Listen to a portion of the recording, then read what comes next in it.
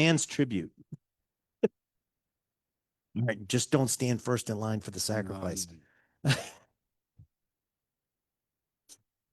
All right, we'll be flipping over. Hopefully everything will go all right. It looks like it did. All right, let's do that. Let's record this. All right, that should bring us up to date. Turbines to speed. Hey, everybody, this is not Whiskey Wednesday. It's Friday. So yeah, it's Friday. Thank God it's Friday. So we're unofficially starting Go Whiskey Week a week early. So as you guys know, you've seen the things. It starts Monday through Sunday next week. But why would we refuse to do Highland Park? And most of all, why would we refuse to do Highland Park with the global ambassador, Martin? Okay, I'm going to try it. Markvardsen. Did I do okay? Good enough for me. Good enough. It's totally wrong. He's just a really nice guy. I know who I am. So. Yeah, that's right. Do you know who you are? Yeah. Okay. All right. So Martin's here. We're going to taste a spectacular lineup of Highland Park. This is a thank you very much, by the way.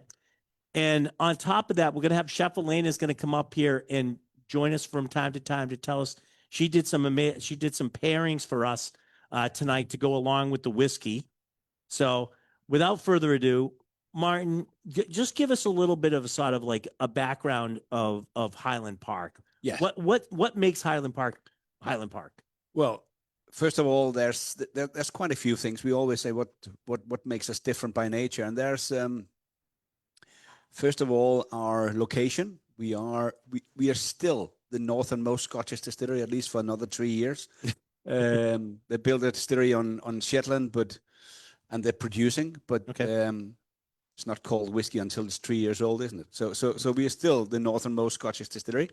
So the location is very important for us. This is where we've been located since 1798, and everything we do for Highland Park will have something Orcadian in it. Yeah. And we try to tell the stories from Orkney while you taste it, of course, with whatever we do. But it's one of the oldest distilleries as well in Scotland. So we try to do things very traditional. So we're one of the last remaining distilleries still to do the dying art of floor malting, to be a little bit poetic. So yes, no one else can get there. Absolutely, yeah. It's a pretty remote place. So can I just ask how many have been to Orkney? You don't count. So how many have been to Scotland? Okay. For the two of you that have been to Orkney, thank you. For the rest of you, shame on you. Yeah, you have to go up north. They wouldn't let me swim. No. So and the thing, well, I understand if you go to Scotland, Orkney might not be the first choice to go, because it is quite hard to get up there. There are both, you can sail, you can take a ferry, or you can fly. The thing is, if you decide to fly to Orkney from Edinburgh, Glasgow, Aberdeen, or Inverness, you need to have in mind that every third flight is cancelled because of the wind. So you might never go. I planned on going 5 times. And if you go, you might never leave. Okay. There's probably worse things in the world. Yeah. We have Highland Park, we have Scarper, so it's not too bad. There's actually 4 distilleries in Orkney now that produce whiskey, or produce spirit for whiskey. And of course, Highland Park being the oldest one. So founded all the way back in 1798 by a man called Magnus Jørgensen, which I'm going to go back to. So, but for those of you that have never been to Orkney, Orkney is quite remote. And do everyone know where Orkney is, by the way? Yes. So you have mainland Scotland. You drive as far up as you can. And before you drive into the water, please take a ferry. And then you sail over to Orkney. And Orkney is a group of islands where you find 21 islands inhabited out of 70 islands. So a lot of islands will be with no people. And today, of course, when we have you can read everything on Google or whatever, and it will tell you that there's 70 plus islands and 21 islands will be inhabited. We always say 21 and a half because there's one of the islands there, it doesn't really count. There's one man living there. Okay. But when he goes shopping, he's away for 4 months at a time, and then no one lives there. So 21 and a half island. But if you go back in time and you look about how the Acadian used to measure an island, it was a little bit different. Because when they talked about the amount of islands, today we say there's 70 islands. That's not how it worked in the years back, and we only have to go about 60 years back. Then when they measured an island in Orkney, it was different because they said an island is only an island in Orkney if a sheep can live there without human interference for more than a year. Makes you think twice, doesn't it? Yeah. Meaning, if there's grass enough to feed a Right. sheep for a year, it's an island. It's a pretty good way to look at it, I think. Yeah, and if the sheep is dead, it's a stone in the water. So it's pretty easy to measure, isn't it? Yeah. And that's one of the things. Orkney is remote, it's traditional, and it's the home of Highland Park. There you go. I want to introduce Chef Alina Eisenhower down the end, who's just joined us. Thank you. Because they're going to start getting restless. So No, we're going to let them. Here's the thing: is we're going to let you drink whiskey, but at the same time, Chef Alina, for a couple of expressions tonight, has prepared a pairing for you guys. So, what's our first? I'm going to let her start with what's the first pairing that we just got. Oh, hold on, honey. Hold on. There you go. Test. Test. Your first pairing is a pork belly, so braised and then seared pork belly with an apple mostarda that has a little bit of the 15 in it.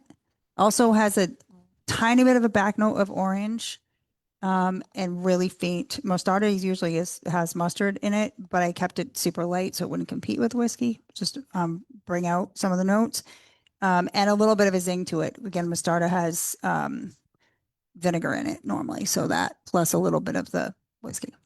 Okay, and you tell us about the A little bit of whiskey? time, a little bit of time because of the heather running through everything. First of all, a very, very stupid question. You all been to whiskey tasting before, yeah? No. So you all know how to drink whiskey. Yeah. Well, A little too well, some of them. Well, I would say there's two rules. Two rules. Rule number one: forget about all the rules you ever heard. And rule number two: enjoy it. But there's a few things that we always do when we taste a new whiskey. You don't have to follow it, but this is what we normally do. And the first thing we always do, and as I can see, there's someone in here that did as well. We always take a good look at the color.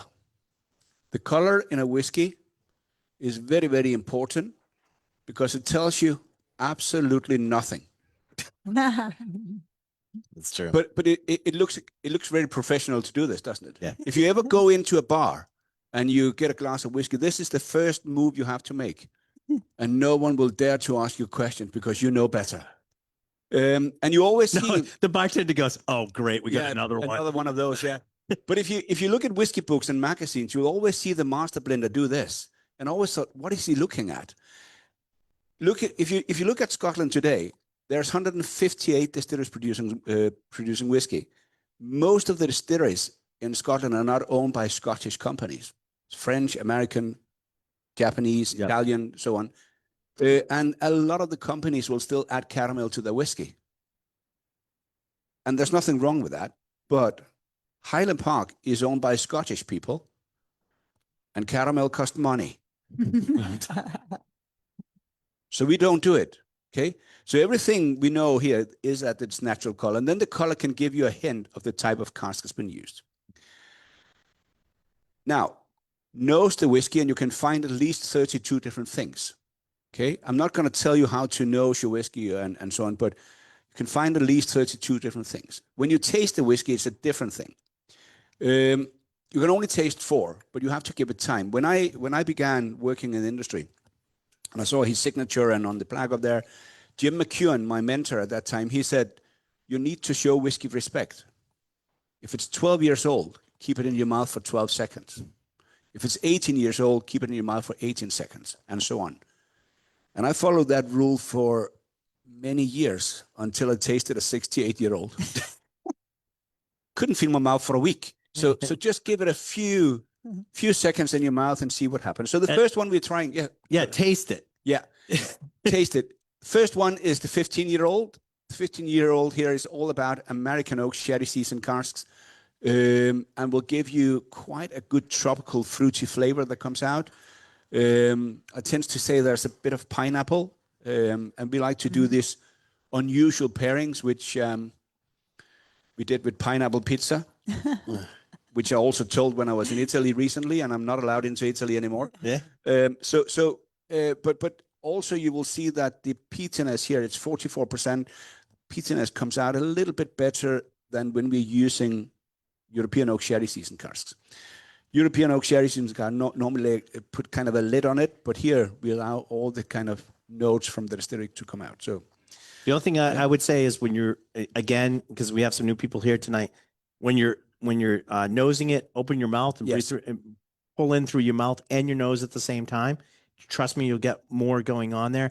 And then when you sip it, don't trust your first sip. Always trust your second, because your mouth gets acclimated. And third and fourth. No. Then I would. The third and fourth. I would chime in and say on the food side that after you taste it without the food first, then taste it with the food and see the difference. Mhm. Yeah. Because the notes will change. That's great. That's awesome. The apple pulls something different. What I like about Highland Park is there is that peatiness to it, but it's not overwhelmed. And as I like to say, it's the salt on the steak, not the steak. You know what I mean? So it's not overwhelming. It's actually adding to the flavor. And I think in a lot of ways it enhances some of that. We like that pineapple and stuff like that. It enhances that sort of flavor. Yeah. So I'm going to try this now. everything we're going to taste here, except from the last whiskey. All the whiskeys here will be 20% peated malt and 80% unpeated malt. The last one we're going to try today, Heather, will be 100% peated malt with peat from Orkney. Sorry? Is all the peat from Orkney? Yes. All the peat we're using will be from Orkney. So, yeah. So basically everything we do here, everything that's malted in Orkney, which means 20 to 25%, will be dried with the peat from Orkney. Everything that's unpeated will come from Simpson's malt in the mainland. Yeah. I was just going to say, I was giving the thumbs up, not for you to leave, but to tell you how good it was together. That little saltiness. It was fantastic. Right? The little salt, even that, like, did you say it had vinegar? Just like a little bit of vinegar? Yeah, but man, really, really good. What do you guys think? The two together? I mean, I could eat about 100, unfortunately. I'd be drunk and fat at the same time. I know. This was good. This is a really good pairing. I like it. Now, this is the first time I've had the 15 in quite a while. Yeah. This is really good. I like it. So we used to have a 15, and some of you that been enjoying whiskey for some years might remember we had a 15-year-old that had a green stripe on the label. Yeah. We stopped doing that in 2016, and then we came back with this one here in 2019. So it's not the same cask makeup. So the all 15 before 2016 had much more European oak and didn't have the same kind of tropical notes in it. This one is more, it has a depth to it. Oh, yeah, definitely. Yeah. Yeah. But I would say, even though 44% doesn't sound like a lot, but we actually tried it at 42, we tried at 43, and then 44 actually made it kind of click that much more. Yeah. And it gave us this this crunchy fruitiness that comes out as well. So that's the ABV on this one? Yes. 44? 44. 44. Lisa, did you get that? 44. All right. It's good. I like it. Yeah. All right. Well, it's always, you're at a good tasting. Listen, I'm not an ageist. I like all whiskey. Just the whiskey speaks for itself and stuff like that. When you go to a tasting and you're starting with the 15-year-old, though, you're in for a really good night. Yeah, there's something going on here. There's something really going on here. So this is quite interesting too. So Yeah. now the next one we're gonna try is the 18-year-old. Yeah. So we launched the 18-year-old in 1997. Okay. And it hasn't, I have to be careful what I'm saying here, but it hasn't changed since then when we talk about the cask makeup. Okay. So it's sort of the same, not formula, but how you're sort of putting it together is going for like a consistency. And I know there will be people in here, say, well, it tasted different some years back. And yes, it did. The whiskey industry have changed quite a lot over the last 25, 30 years. And one of the things that have changed is the age of the whiskies in core range. When we launched the 12-year-old in the late 70s, it was not 12 years old. It was very close to 25. Really? Because we had nothing else on the market. So why not just use the best cask? There was 12-year-old in it. Right. But we used cask up to 20, 25-year-old. When we launched the 18 in the late 90s, we had nothing older than the 18. So why not use older casks? So if you have some of the first batches from 97 and up to around 2004, 5, you would see that some of the casks we used there was up to 36, 37 years old. Because we could. Right. But then, of course, when you get popular, you will hire people called accountants. Yeah. And they will say, why are you using those cars? We can use them for something else. And then, of course, when we then launch a 21-year-old, a 25-year-old, we have to use the cars for that. But to begin with, it was different. I'm not saying it was better, but it was different because the cars were older on average. Yeah, but that just goes along to the thing is like, you use what you have. Oh, yeah. 100%. I'm like, you're trying to figure this thing out. You're using what you have. You're trying to make the best whiskey you can with what you got. Yeah, and then if they're older whiskey, they're older whiskeys. And you have to remember, Highland Park was never a single malt brand until then, until we launched the 12-year-old. It was a brand for blended whiskey. Correct. You can still find on auctions and so on whiskey that was made long before that as well, single malt from Highland Park, but it was made on request, predominantly for Norway, Italy, and America. Okay. So, but it was not something we did on a regular basis. It was there were one-offs. Yes. Sort of. So, and we made some funny ages, like 19-year-old for America, but.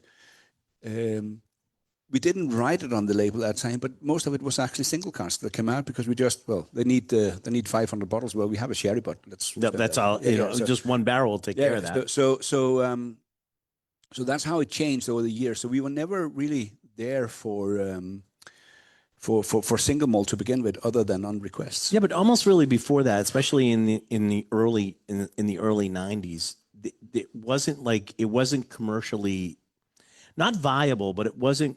You didn't have people really seeking it out. I mean, single malt, in sort of like a popular terms, is not that old. No, people looking for that. It's not. It hasn't been like all the time single malts. It's been blends, and it's still not. I mean, it's changed a little bit, but still, it's like 90-something% blends still in the world market. Exactly, about 90% of all Scotch whiskey being sold will still be blends. It used to be 95, though. Oh, yeah, We've eaten into it. But most distilleries back in the days, they would produce 96, 97% for blends. And then the last, for us now, it's almost half. Yeah.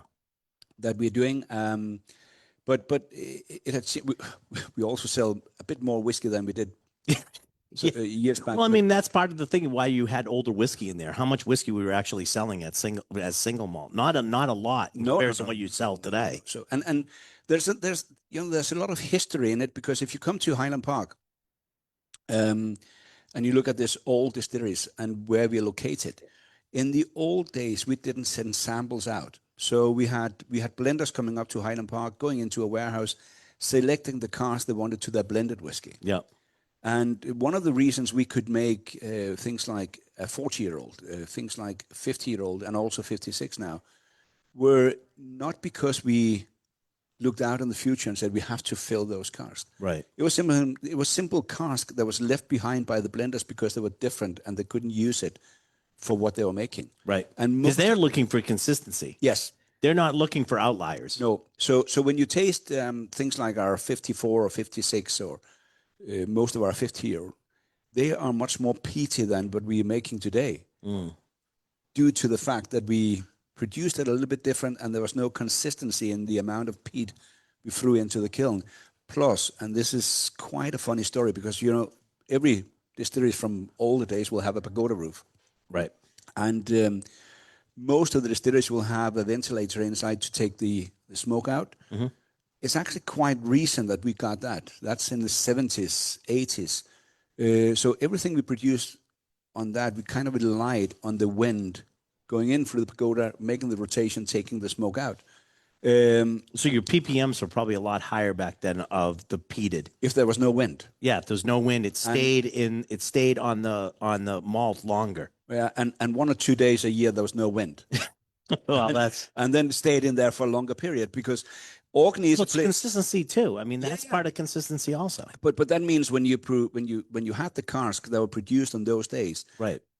and we recently found out when we 2010 around 2010, because we had these casks that made the first 50-year-old, and we always wondered why is all these casks from 1960 and then again a little bit later, why are they left behind from the blenders? Yeah, because And no one wanted that because you could tell as soon as you tasted it. Yeah, and Russell went in and looked at all the files we had, all the old books, and where we got everything written down. And the malt was produced on days where there was no wind. So And peated whiskey changes over, especially as it gets older. The way that peat presents itself is different in an older whiskey, right, than in sort of the younger ones too. Because you always talk about like sweet peat, and then as peat gets older, you get more of those earthy tones and yeah, some richness that comes out of the peat. So if you look at ours, probably better with an Islay whiskey where you can say, well, there's a big difference between a 10-year-old and a 30-year-old from the same distillery. Technically speaking, the PPM in the liquid will still be the same after 30 years. Okay. But it's the cask that takes over Right. after all these years. So it's covering it. Yes. In a lot of ways. So it's always been said that, you know, when you have the PPM in a liquid, then you mature it for 10 years and then it's almost half again. That's not really true. It's basically the same. Yeah, it's one's climbing, the other one's diving as you're going. So it's just a cask that gives much more flavor and more power to the PPM. All right, enough of us talking. Yeah. You try the 18. Let's try the 18. So the 18... We'll go on forever and then you'll... The 18, as I said, was launched in the late 90s. Cask makeup here will be 40 to 50% first fill European oak sherry seasoned casks. The rest will be refill and a mix of European oak and American oak sherry seasoned cask. There's no bourbon in it, but bear in mind this is the only whiskey that have won International Wine and Spirit Competition 5 years in a row, and also winning the Best Spirit in the World award twice. So we know we have something going on here. And while you're drinking this, as you can see, there's a little change in our packaging.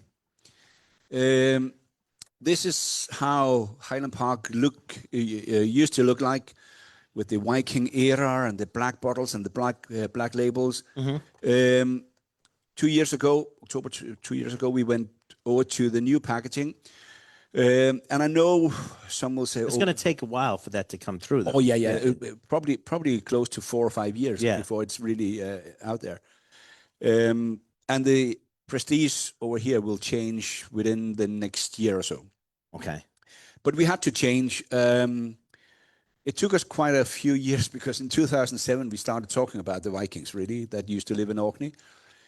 How people look at Vikings around the world is very, very different, which of course will have an effect how they look at Highland Park as well. Right. So we thought might be time, but also there's a new generation of whiskey consumers coming in. Mm-hmm. And when they looked at this, black label, Viking pattern, without knowing about Highland Park, never try Highland Park, they immediately thought it was a heavily peated, very strong whiskey. Right. Right. So we thought it was about time to change. And I'm from Denmark. I'm original from a Viking family that can be dated back to about 750. Oh, so and, you're the problem. and I was a little bit sad, Yeah. but Yeah. but also I love Orkney a lot, and this gives us much more kind of time to talk about what it's all about and where flavors come from in Orkney. Mhm. So What's the alcohol volume on this one? this is 43. 43. Okay. You can, and I shouldn't say that because I'm in a shop, but this is information. If you go out traveling and you find it in the airport, it will be 46. It's the same whiskey, With just a at difference. 46. So 46 is our vatting strength, our marrying strength. And for this, we just water it down to 43 for travel retail. Take it straight But from the that's vat. good to know because that's good to know because listen, I'm not gonna knock down travel retail, but lately, in probably the last, I would say probably 7 or 8 years, the travel retail, a lot of places have been making stuff for travel retail, and they're not better. No. And as a matter of fact, it's different. And sometimes it's to actually do a travel retail and making it somewhat a little different for people to go out and find. I think that's great Yeah. because whenever people go, well, what should I get? I go, we should get something you can't get here, Yes. but be very careful that it's not something that they just created to sell a lot of whiskey. No. You know what I mean? So like people always ask me, what should I get? I said, be careful what you get. I like stuff that's like, okay, the ABV is different. Okay, great. Pick one up. If you like Highland Park and you like the 18, get that. Yeah. That makes sense because you can't get it here. No. But again, we have 14 and 16 years old, and the cask makeup in those two will be very, very different from what you have here. So but you're absolutely right. What do you guys think of that? Yes, gentlemen in the back. The gentlemen that have no idea about whiskey, can we hear what you say?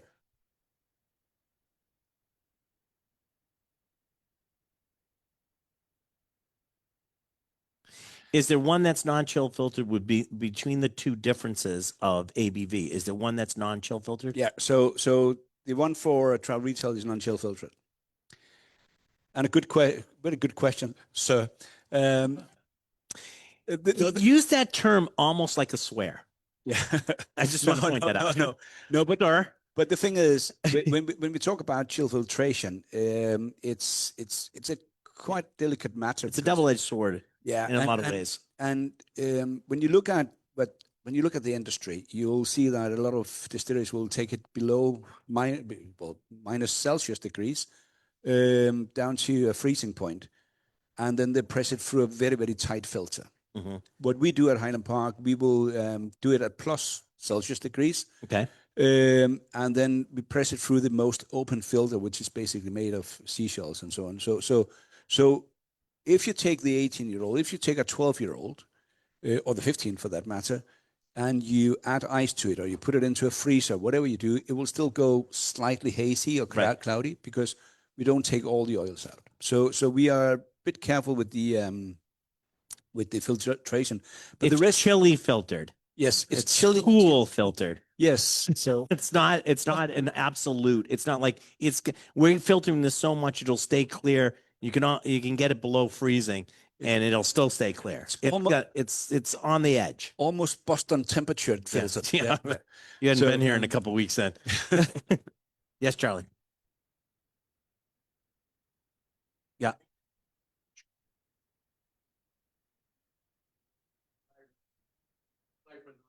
Yeah, somebody asked. We're at a place that we were at Glen Grant, and they just bought a new chill filtration, and he asked because that was going to Italy, and we had one of our guys in the group ask if he could buy what they pulled off, what they pulled off out of the chill. Press the Squeeze filter it down, Yeah. So, drink it. We'll drink it. But the last four we're going to taste is not chill filtered. Right. So. All right. Well, let's Chef Alina because we're actually gonna pair the 21. Oh, Yeah. We have. So what are we pairing? Hold on, wait. I gotta bring you up. Oh, there you go. All right. So for the 21, we have a lamb meatball with a jus. So it kept it light, but the jus has Oloroso sherry in it. Yeah, you snuck that in there sideways, didn't you? I did. Again, a tiny back note of citrus and a little bit of time to pull the heather. All right. So we're up to the 21. So tell us about the 21. Yeah, so this 21 here is the 2023. Is that what it says? 2022 or Pretty sure you're right. yeah, 2024. Does that 24? Can you see that? Can you say it's the 2024 Kavork? Good. Can you say So- the 21, see, see- what it says? 2024? I should just have done this and said, well, Yeah. it's the 24. Yeah, I know. Yeah, I know. So this is we're using 48 cask for this, and it's actually the first time in a blend of Highland Park where we actually use 25 quarter casks. 2024. You're correct. Yeah, 2024. Yeah. Your nose is still correct, sir. Yes. Now we're using 25 quarter cask, and this when I say quarter cask here, it's the European oak quarter cask, which means 125 liters. Yep. Where American, of course, will be 50 liters. So, and that means much more contact with the oak in this one here. Then we're using some European oak and some American oak, and that will give you quite a very a beautiful balance in the whiskey, but at the same time, you really get kind of a woody complexity comes out. It's 46%, and as I said, non-chill filter, and of course natural color. But this is what we do with 21, 25, 30, and 40. We make it in different releases. That also means every time we release it, there will be different kind of cask used in the release. So, Guys, try that with the lamb meatball. Okay. Oh, there also, I forgot, there's a tiny bit. Wait a I don't know minute. if anyone will pick up on it. Can I ask? Yeah. Is there cinnamon in that? Yeah. Okay. Because when I bit. tried the whiskey, it popped. Yeah. And I was like, oh man, it's like a cinnamon bomb all of a sudden. And then I'm like, she didn't say there was cinnamon in Yeah. this. Tiny bit. So I thought it would maybe off. And I was like, Yeah. Just a little more. Really good. Yeah. that I'm going to give the New England seal of approval. That doesn't suck. no, That's really good. That goes delicious together. it's not hard. It's not hard to swallow. But it does. It also like that. The whiskey itself made those other flavors just Yes, leap pulls out. It pulls Leaped the up- fruit out leaped too. out. Yeah. Yeah, that's great. That's brilliant. Really good. Yeah. For me, that's the fun part about pairing whiskey with food is how they both change. The Right. whiskey changes and the food changes together and apart. Yeah. That's good. You keep talking. I got to eat.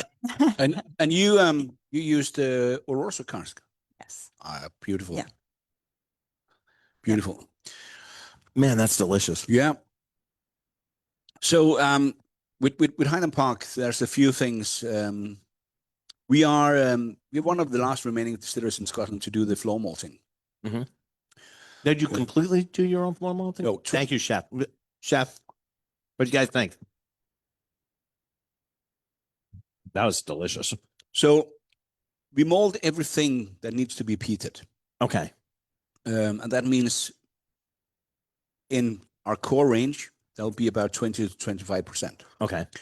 And then we get all the unpeated from Simpson's malt in Yep. the mainland. Mainland, yeah. All the barley we're using will also come from the mainland. Okay. Barley can't grow in Orkney due to the Is it like the wind? due to the wind. I don't think you'd get stocks sitting No, straight no. up on that, would you?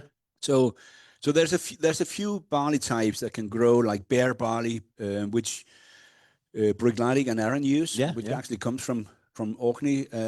There's a type called tartan barley that can grow because it's very short straw. Okay. The problem we have is that it doesn't give us the yield we want. Right.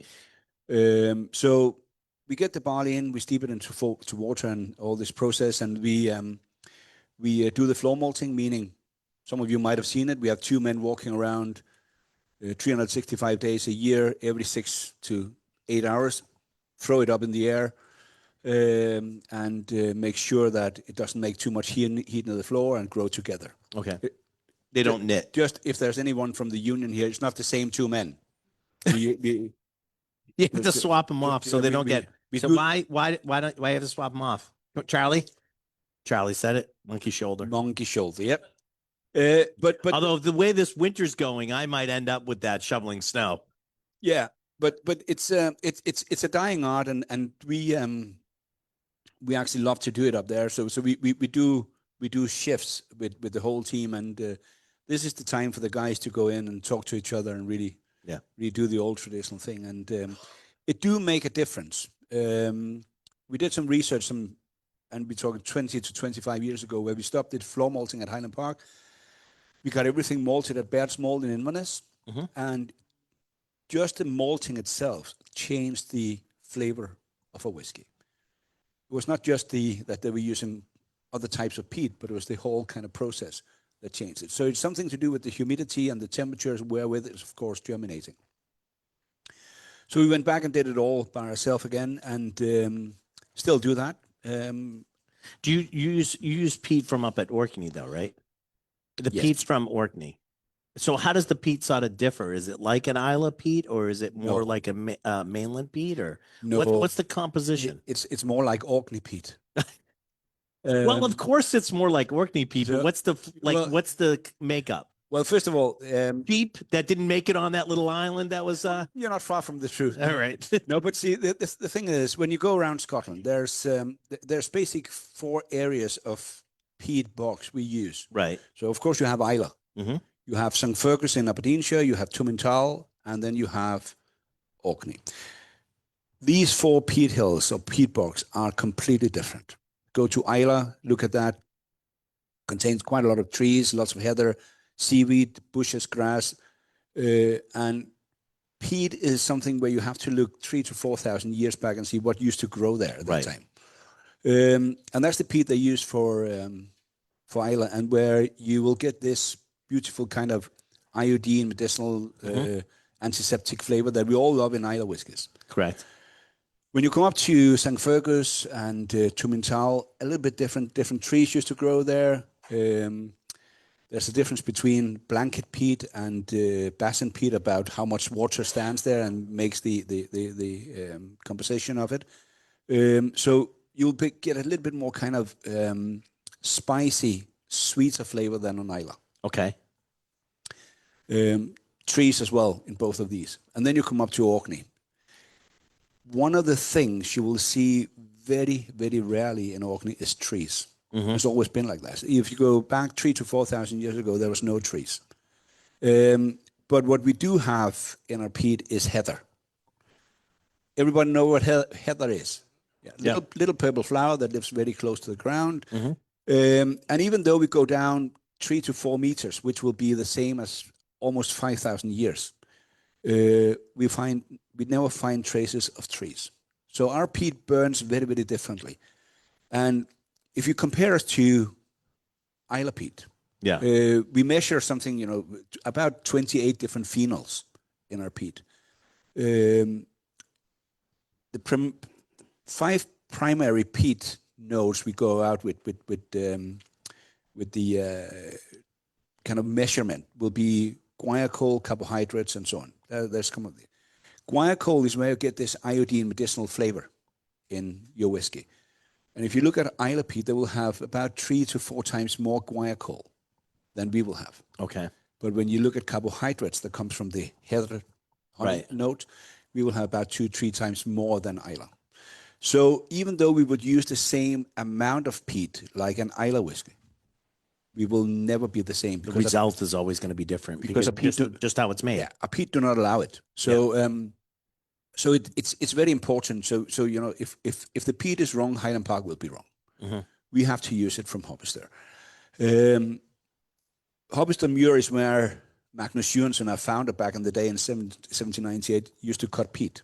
And this is still where we cut peat today. So eventually, of course, we will run out. Eventually, probably in 180 to 200 years. Damn. Yeah, but what are we going to do then? Oh, yeah. Well, I don't care.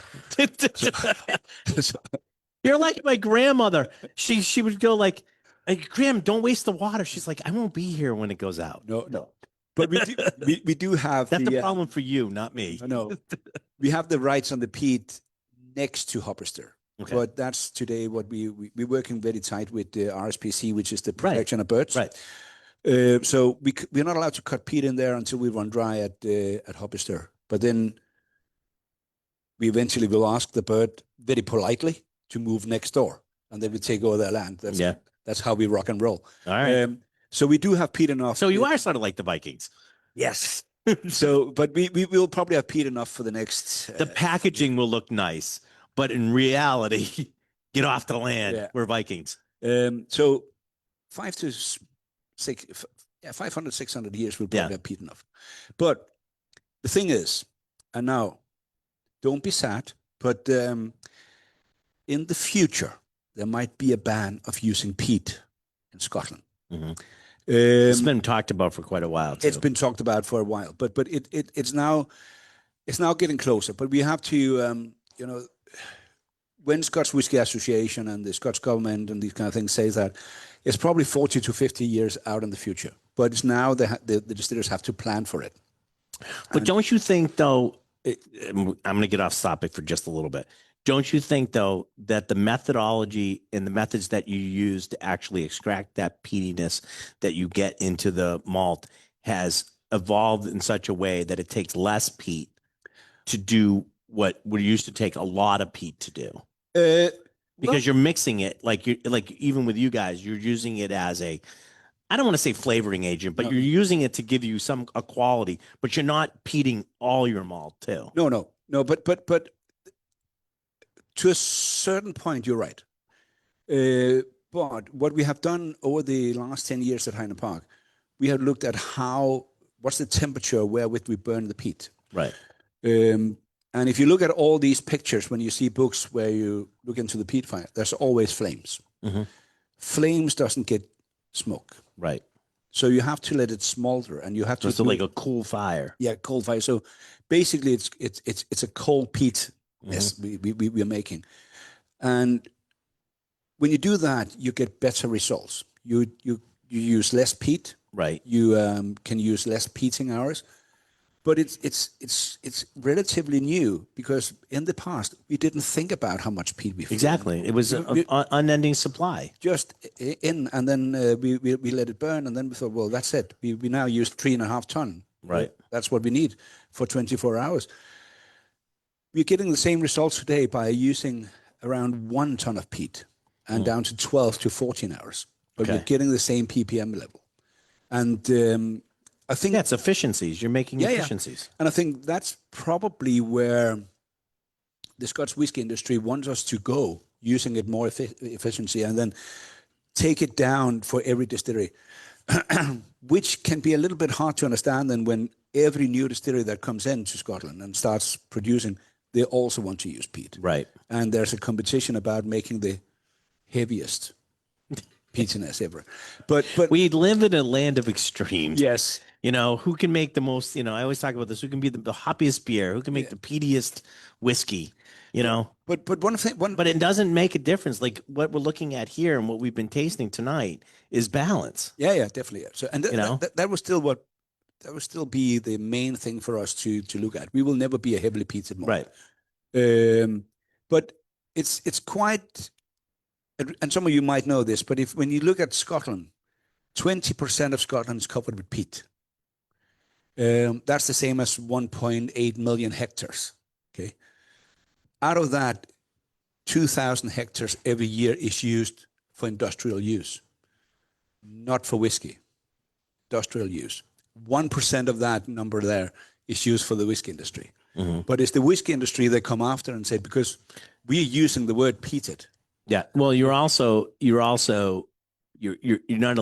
the word peated, but you're also, you guys are the biggest proponents putting it out there and advertising it. Yeah. So it's like, look at us.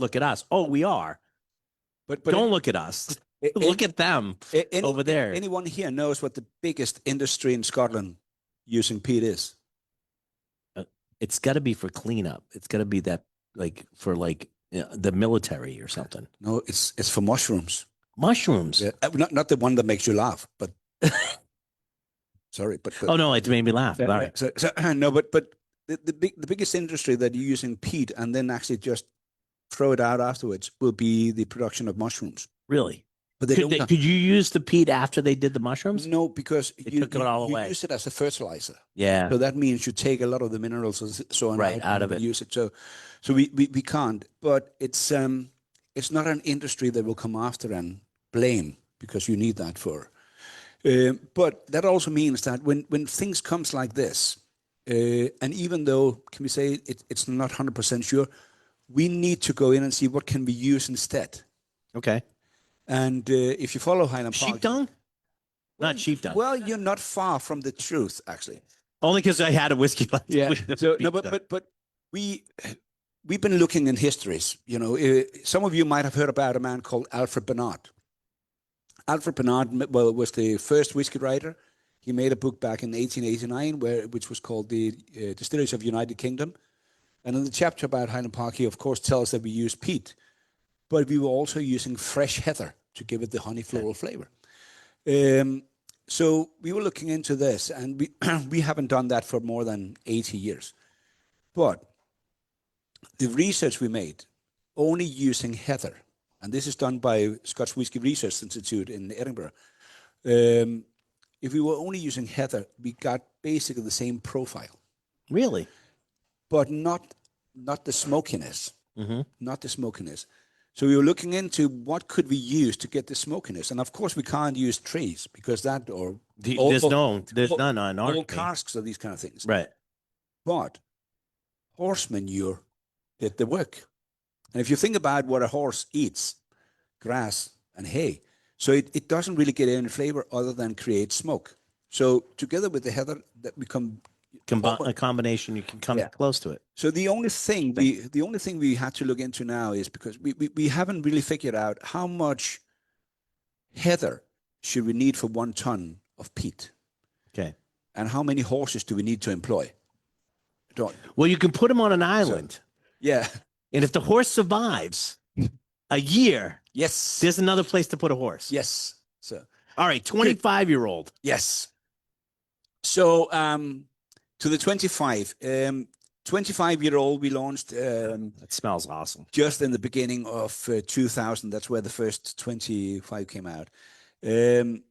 For this specific one here, so again, you can see the release year, 23. We were using, again, different type of casks for this one here. We always use sherry cask. We use American oak or European oak sherry cask in different combinations. One of the things we always want to come out in 25 is a touch of spice. That has to be there. The spiciness has to be a little kind of peppery, paprika that comes out. Yep. No there. But also we want it to be a little bit kind of over to the sweet, nutty side that we're looking for. So the cask we put together here will give us that and have quite a long finish. It's, again, 46%. And for me, an extremely balanced whiskey. It goes from like peppery to almost toffee. Yeah. So the sweetness will be, can we say, milk chocolate to toffee, caramel, these kind of things. Yeah. So, And you're really not using any like ex-bourbon barrels in this at all, are you? not in this one, no. No. Because some people think that's the only place we can get caramel and toffee from. And it's not. And it's not. It's the wood, by the way. No, but we are using American oak sherry seasoned cask. So the American oak, when you use American oak seasoned sherry, you will most of the time get kind of a coconutty flavor. If it was on its own, when you mix it with European oak, you change it a little bit, and that kind of fruitiness you get from the European I was oak. going to say I did not get any coconut. No, because the it will be dominated by the European oak sherry cask. But when you mix that, you always get kind of a toffee note. One thing that always goes through when you use the American oak, whether it's bourbon cask or it's American oak sherry casks, there will always be a touch of this vanillin coming out.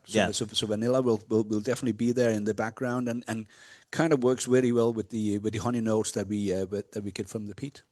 Nice, beautiful. Yeah. You guys like that one? Good, right? That's it's there's a lot going on there. That's a big depth whiskey. Yeah. There's some layers in there that you can definitely explore. That's what we call a thinking person's whiskey. Yes. Yeah. So this is of course again one of the premium range where we change the flavors from every release. We're using in some of them we're using virgin oak, we're using Rioja cask. We have some funny things going on at the distillery right now that we have done. We've done some Swedish oak casks as well.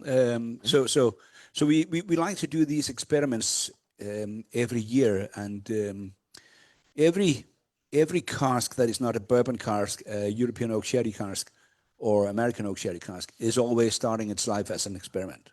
Right. And then you're seeing how that sort of like how that puzzle piece can sort of fit.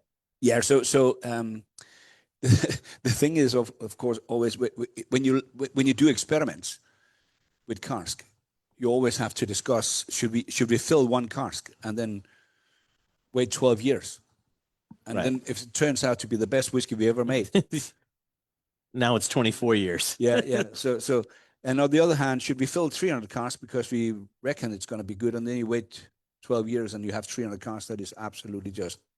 Yeah.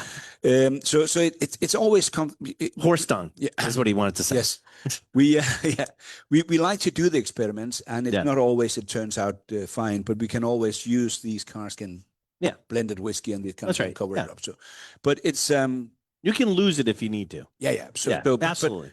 But most of the time, it's really good to do the experiments and see, and honestly, most of the experiments is done to see.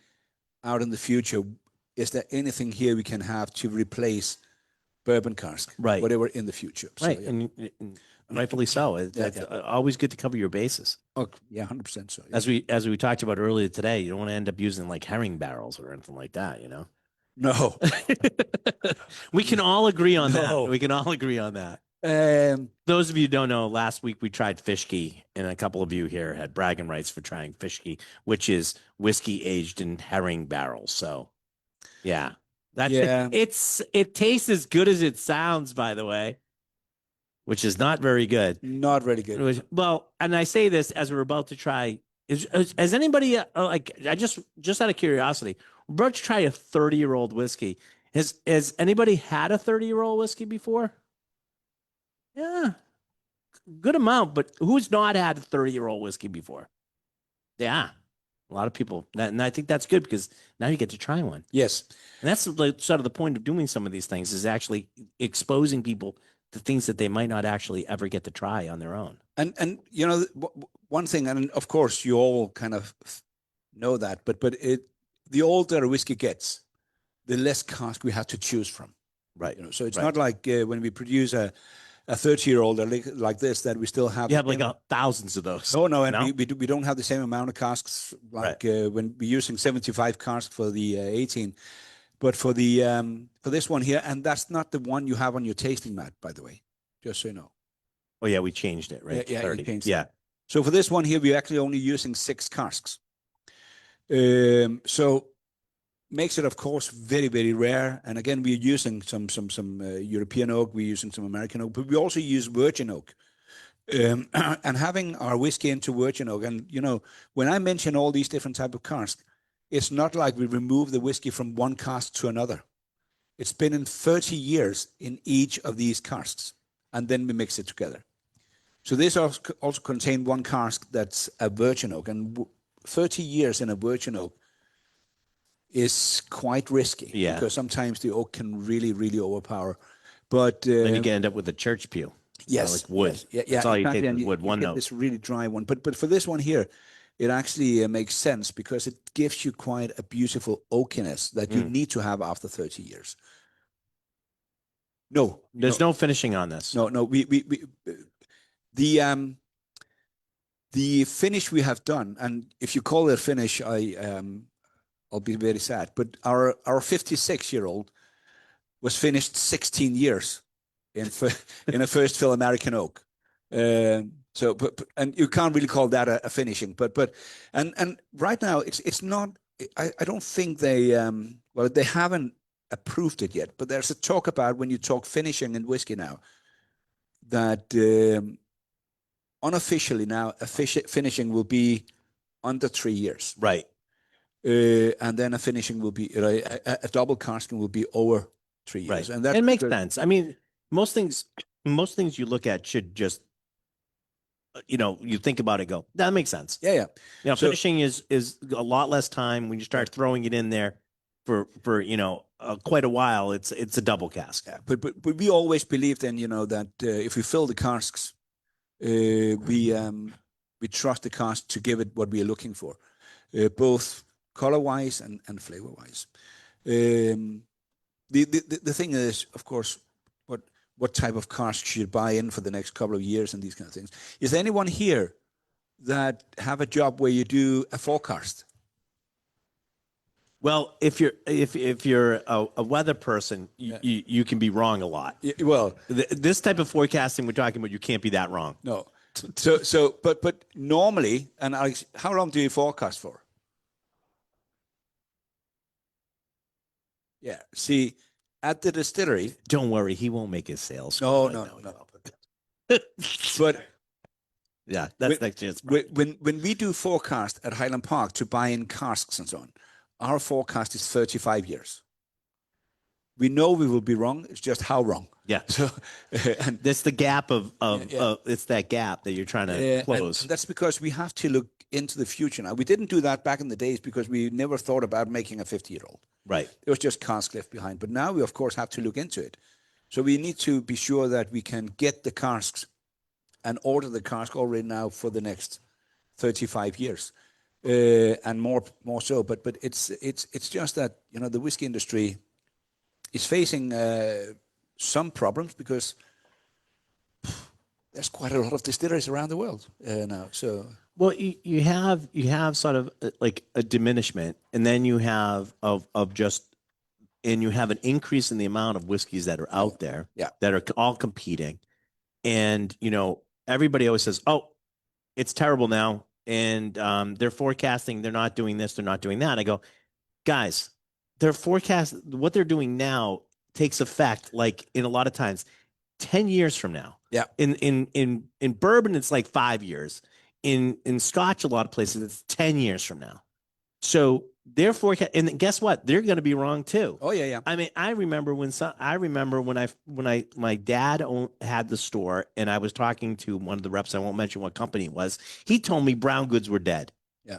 No one's going to bring any brown goods, and brown goods would be obviously whiskey and rum and stuff like that. 4 years later, we had the whiskey boom. Yeah. Now he told me they were dead. Was he lying? No, because they were looking forward and they were looking how people were drinking, but they didn't realize that something else was going to change that picture. And that's the same thing right now. You may cut back on production now, but by the time you get when you need it, you may be wrong. In a lot of ways, you sort of hope you are, because that means the business is healthy and it's booming. But if you look at the Scotch whiskey industry, when you started in this business as well, I started 37 years ago. There was 92 distilleries in Scotland. Now there's 158. 20 years ago in England, no whiskey distilleries. Now there's 56. So, and that's just up there, and Ireland now booming as well. And when you look at that in the future, and we're only talking Great Britain now, right? The whole world, will there be cask enough to feed the whole industry? Good casks, because one thing we have to remember. It's easy to open a distillery. Everyone can open a distillery. Everyone can produce a good spirit. Well, Well, yes, in theory, sir. That's in theory, correct. yeah. I've had them that are like, oh, okay. But not everyone can get good casks. That's correct. That is correct. And if you make a really good spirit, but you put it into bad casks, Yep. you'll get fisky. I've seen things go quite awry with people not paying as much attention to the wood as they should. So with Edrington, and do you all know what Edrington is? Edrington is the company that owns Highland Park. We do own another distillery as well called Glenrothes, and then we own a third distillery that tiny. I guess you never heard about it. Yeah, it's called Macallan. Excuse me, I'm going to correct you right now. The Macallan. Oh yeah, the Macallan. Yeah, Yeah, okay. exactly. But nevertheless, And you don't forget, the American brethren here now, because we have Wyoming whiskey. oh Yeah, there you go. yeah. But Don't forget us. We're just your cousins, but we're yeah. cool. So, but when we're talking about sherry casks, let's just keep. Yeah. It's a thing where we're quite safe at Edrington because we don't use that many bourbon casks. Right. But in the future, we might not be, well, the industry might not be safe for a couple of reasons. Will there be bourbon cask enough to feed the whole Scotch industry? Right. 90% of all the cask in Scotland will be bourbon. And now over here, you're beginning to make single malt, which means that you can reuse the casks. Right. And honestly, it's not too bad. It's really good. Some of the single malts from here. So I think it's not easy for the whiskey industry right now. But some of the older distilleries like ours and so on, or the companies, will survive because we made some contracts. Right. With the well, you forecasted. Yeah. Being around for a long time. Yeah. So and that helps us to remain the quality you had for the first 5 whiskeys here. This 30-year-old, again, I'm not like, I hate to say this, but a lot of times when I try older whiskeys, they lose something. Yeah. They lose their, I don't want to say their soul, but they lose some of that vibrance and stuff. Yeah. This does not. No. It's still, it's older and you can taste that it's older, but it still has a vibrancy that's there that is held strong. But that's 100% down to the cask we select. Right. So a mixture of first fill, refill, and then adding a virgin oak to this as well just gives it another dimension. So yeah, this is really good. You guys like this? Yeah, it's okay. Jim, it's all right. And, All right. It's my age. Yeah, I'm gonna leave that one alone. Yeah, thank you. You're welcome. Don't comment. Yes.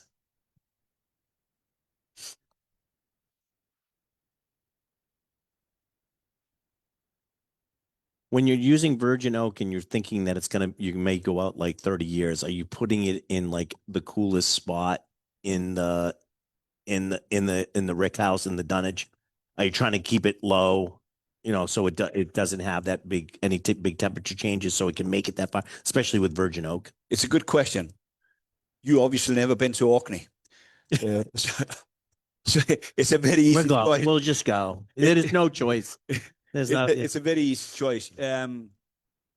We all our warehouses in Orkney are, we have no climate control. So our warehouses in Orkney are all really, really cold. And I mean, really cold. If you look at the average temperature in Orkney, will be probably around a third than the rest of Scotland. That's the average temperature. Even though we very rarely have frost or snow, we never have summers either. So I always say to people that, when they see, we want to go to Orkney, and then my husband can visit the distillery and I can lie on the beach, get a good tan. Good luck. You will go home more pale than when you arrived. But our warehouses up there, it's the old Dunwich warehouses. We have 19 of those. And that's, of course, where we will put the virgin oak in the coolest spots. And leave it there until we see that the alcohol strength is getting very close to the 40. Then we'll take it down to a climate warehouse in Glasgow. But no. It's not 100% age they're asking on Orkney then.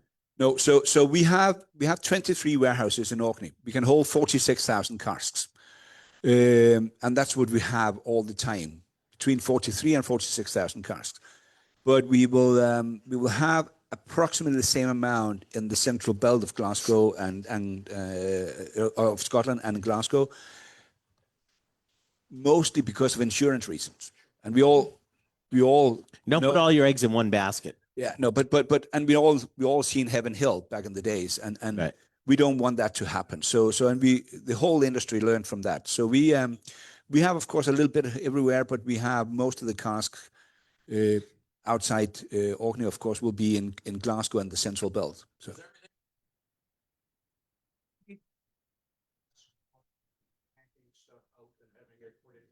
Are you leaving it in cast when you're transporting it, or are you tanking it and then recasking it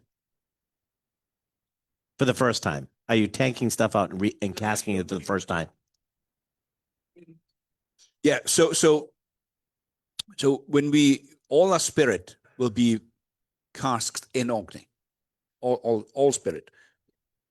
No, the only spirit that will leave in tankers will be if an independent bottler Right. buys it. We don't cask for independent bottlers. So if Gordon MacPhail or Duncan Taylor, whatever it can be, they will buy a certain amount of liter of alcohol. We will send that down to where they do the casking.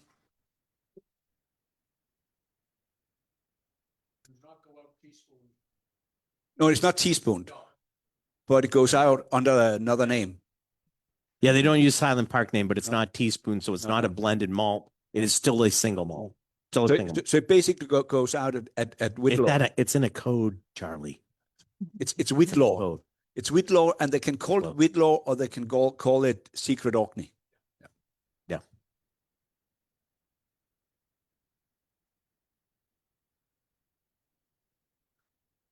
Do you age any of your sister distilleries at Orkney? You mean Macallan and Glenrothes? We don't really have space for it officially. So no, we do have No, except for the times they do. we do have a small amount of Glenrothes and Highland Park. Again, that's not for insurance reason, because we don't We want to see. Yeah, It's it's basically experiment. to see what do that do for the spirit up there compared to space side. For you in Orkney, it's got to be more of the temperature than, I mean, in Scotland, you're no more than 60 miles away from the ocean, no matter where you are in Scotland.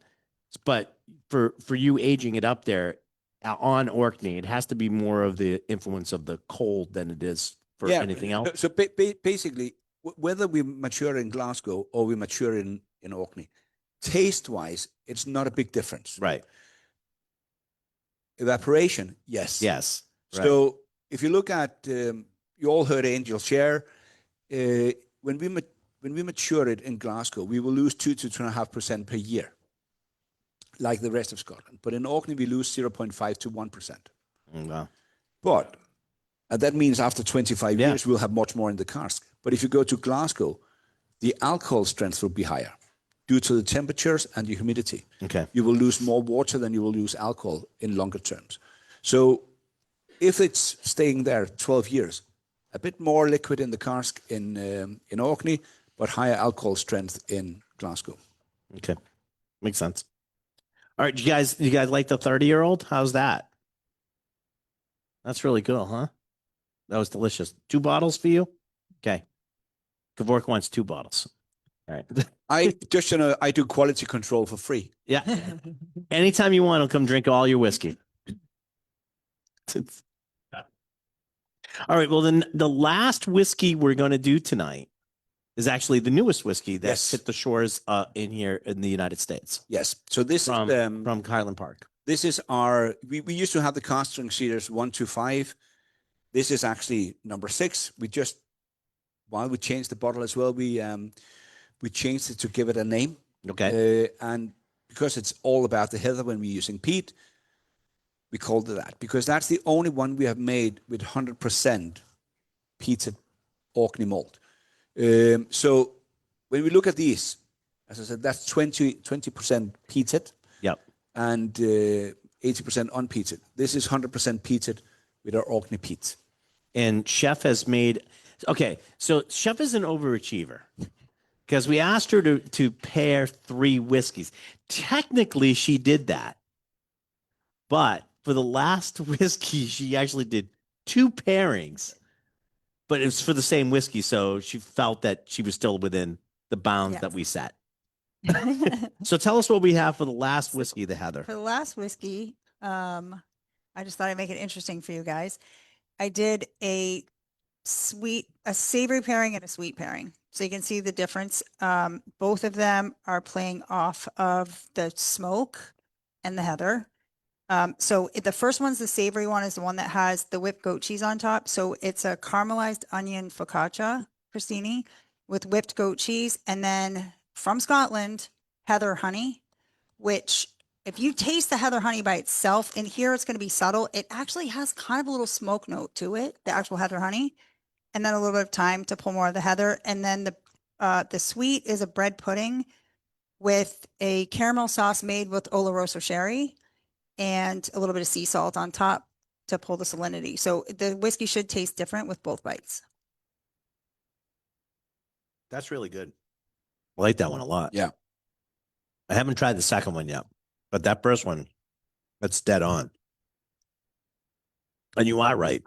There's like a little bit of smokiness to that The honey. heather honey is really cool. It's raw heather honey. Yeah. Can I just say that the whiskey is 63.6. So Oh, hello. Yeah. So be careful. It is castering. Yeah. Now I want to try this here because this looks really good too. Everybody's very quiet out there, so that's good. It's my favorite.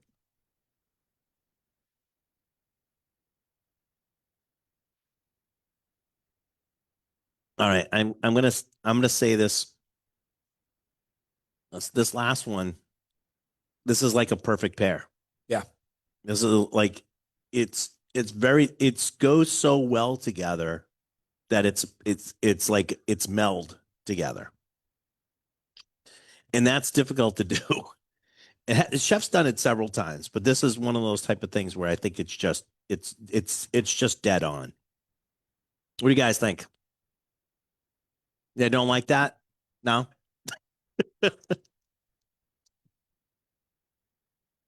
What does the chef do her magic? Well, she's usually in the kitchen. But Honestly, now pretty much only for tastings for Ryan.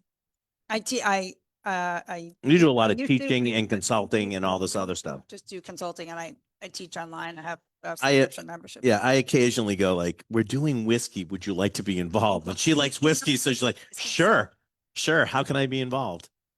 And For people, it's usually with whiskey. yeah, that's amazing. The whiskey is really good. I like this one. Different between the Yeah, two, it does actually taste very different between the two, the savory and the sweet. But man, that smoke with the sweetness, and It's the sherry. the sherry, oh, So it's sherry, but killer. it and pulls- for this one here, you know, if you take in an Islay whiskey, average Islay whiskey, it's the same ppm, but that just tells you that how different our peat is, and where you don't get this iodine medicinal flavor set in the most positive way.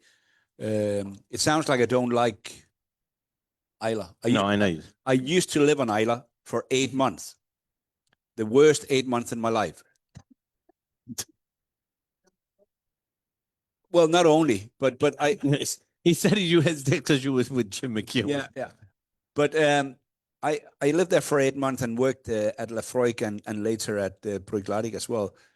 And my girlfriend lived in Glasgow. And for the ones of you that've been to Islay, you'll probably agree that a little bit more is happening in Glasgow every weekend. Yeah.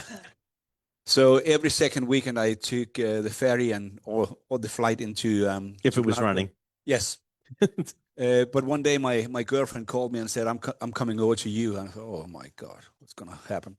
I picked her up by the ferry. She Yep. came to my flat. And after 5 minutes in my flat, she said, I need to go shopping. And I said, on Islay. And she said, yeah, I need to go shopping. And for the first time ever, I gave a girl my credit card. Go right ahead. If you can Feel find free. it, go ahead. If you can, So she went out shopping. I thought she came back 5 minutes later and looked at me and said, "There's no shops," and we had the best weekend ever. She left me Monday morning. I never saw her again. But what a weekend we had! Yeah. So yeah, I can top that story. I'm not even going to try. The one thing I noticed about this, the second one, that little bit of salt, Yeah. in that dessert, which is not, obviously the sweet component of that, just man, that kills. That just really kills. That's so good. and I think this is really well done because very few people actually kind of, there's a lot of flavors coming out in Highland Park, but there's always kind of a hidden maritime note with the saltiness. Mhm. And that's very well spotted. So yeah, well done. Well, you know what? You're hired for the next job too. This is how she keeps getting me calling her about whiskey things. So you've done it again. Listen, I want to thank both of you for doing this tonight. This has been fantastic. I've had a blast doing this, and there's some great whiskeys to try, some great food. I hope all of you have had a good time tonight. And what a way to kick off Go Whiskey Week than to having both of you guys here tonight on a stormy Friday night. But thank you so much. I really appreciate it. Thanks, man. Thank you. Thank you. Thank you, sir. Thank you. All right, we're gonna say goodbye to everybody on Facebook. If you want to go, you can get this on Facebook. It's Facebook Live, but you can also get it wherever you get your podcasts, such as Spotify. And Cousin Vinny will actually even put this on YouTube. Just look for It's the Liquor Talking, and you can see it anytime you want. Thank you for joining us on Facebook, but you really should have been here because it was awesome. Bye now.